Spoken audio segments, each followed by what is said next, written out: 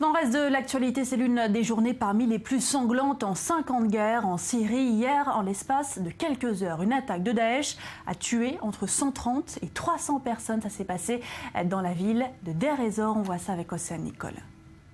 Un véritable massacre commis par Daesh ce samedi dans la province d'Alep, dans le nord-est du pays.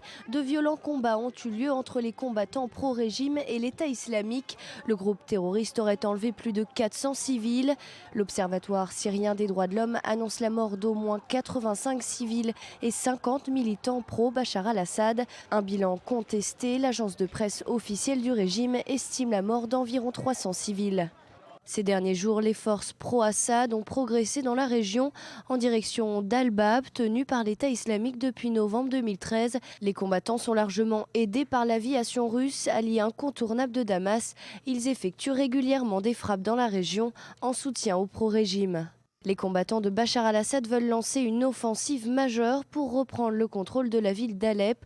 Depuis 2012, l'ancienne capitale économique du pays est ravagée par des violences constantes entre les rebelles et les forces gouvernementales. La région est détenue à la quasi-majorité par des groupes terroristes.